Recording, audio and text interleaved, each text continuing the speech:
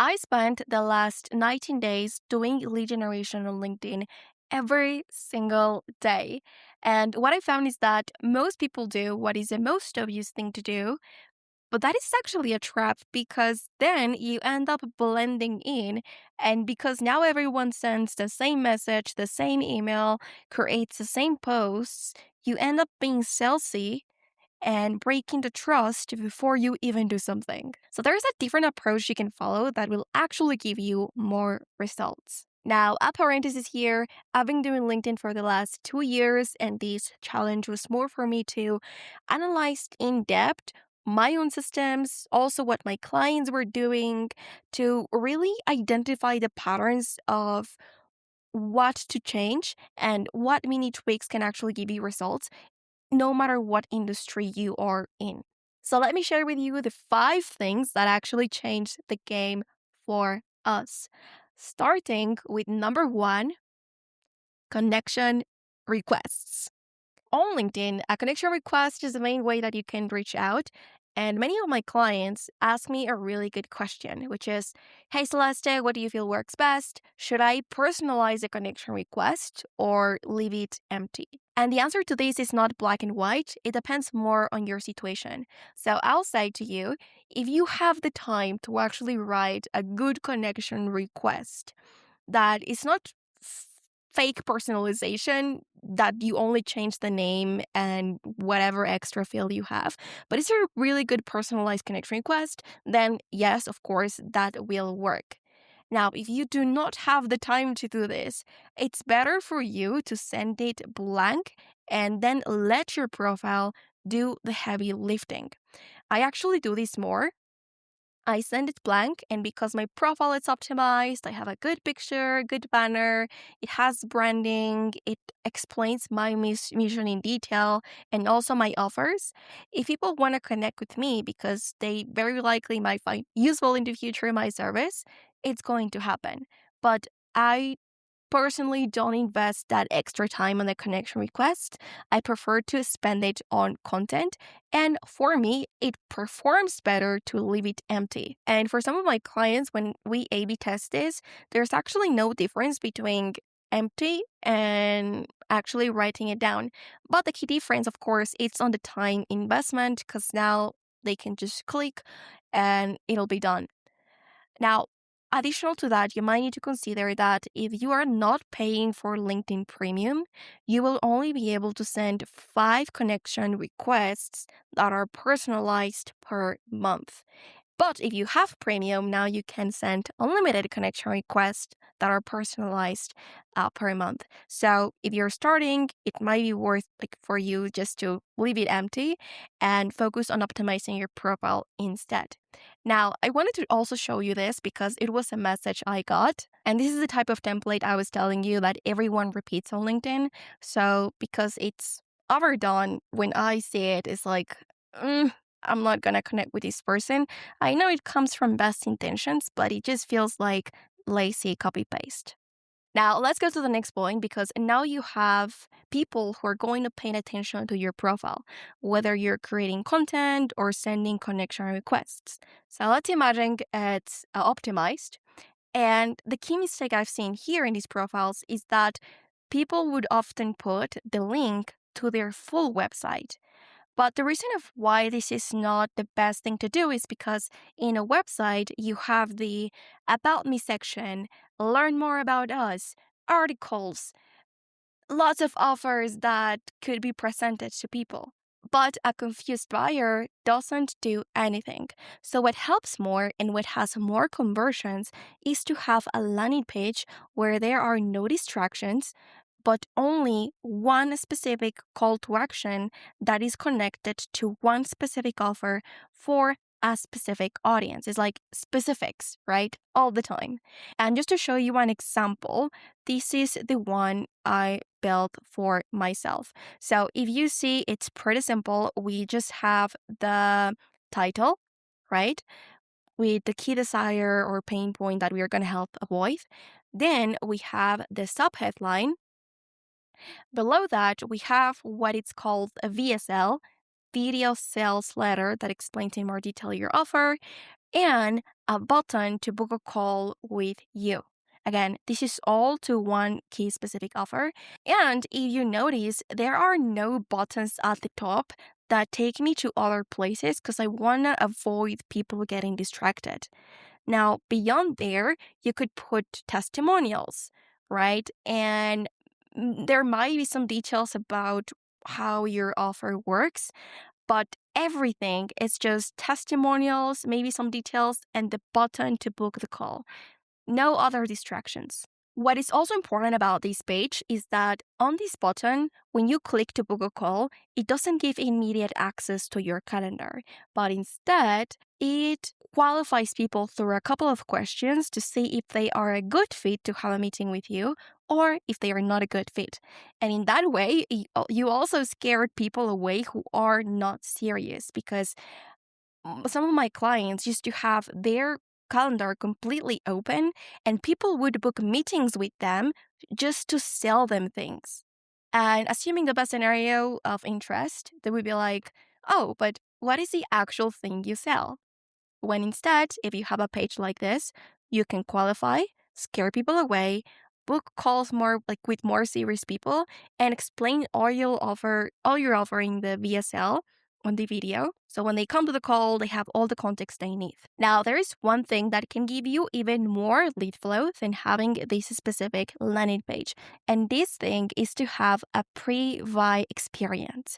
And I've actually got a mentor just to teach me this one single concept because it's one of the most important things you can do for lead generation. And I'm just not saying it by myself. I actually think you can see the book in the background, 100 Million Leads by Alex Hormozi. He's really big on these too. Like, if you have a lead magnet, a pre-buy experience, something that you can give to people for free, you can attract more lead flow. Now, you also have to consider if this lead flow, this traffic, it's qualified or not. But overall, it just gives you more volume that you can play with. And a pre-buy experience, again, it can be a lead magnet, a guide, downloadable. It can also be an event, or it can be for you to offer something for free.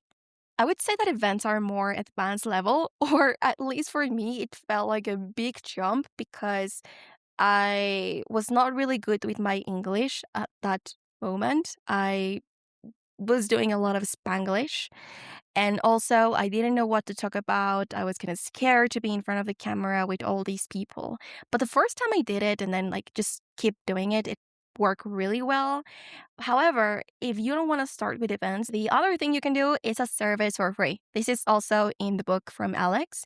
And actually, 60% of my clients, around 60% of my clients in the last couple of months, came through a pre-buy experience and this type of service. This would be something like, hey, I'm going to help you optimize your profile for free. So you book a call. I help you to do your headline, review your profile. And people tend to ask questions through that audit. And if it aligns, I end up presenting my offer. And in that moment, I can set up now the next call and it'll be like, okay, you have your profile done, but now you need to bring more traffic to your profile. So how's your content strategy? Oh, you don't have a content strategy. That's what I can help you with. And then, we keep going from there. And of course, if it's a free service, you would need some qualification questions so people can apply, and it's like a closed service. Not everyone can have it because otherwise you will just burn your time. Now, on to our next point. When you create the text for your landing page, when you create content to take people to the event or to your free service, whatever pre-buy experience you have, you also need to be careful with the type of vocabulary that you use, especially when it comes to AI. Because people like to use AI to save time, but when it comes to content that feels like fluff and empty, of course, they hate that. So I actually created a post only talking about this, and it got around 40,000 impressions from my community, being like, yeah, we don't like that. We don't like these patterns. And it created some interesting conversations. So this is a big deal. And some of these patterns might be obvious for you already, like avoiding the M dash or the rocket emoji. But there are also other things that good writers use, but because AI overdid them, now they have bad fame. And these are things like the contrast trap, for example, where you have it's not about X, it's about Y. It's not about perfection, it's about consistency and things like that. And you also have the dramatic pause addiction, like, here's a true, here's a thing, and that's when it hit me, and here's what nobody tells you. I always prefer to avoid those things, even though at some point they were good phrases.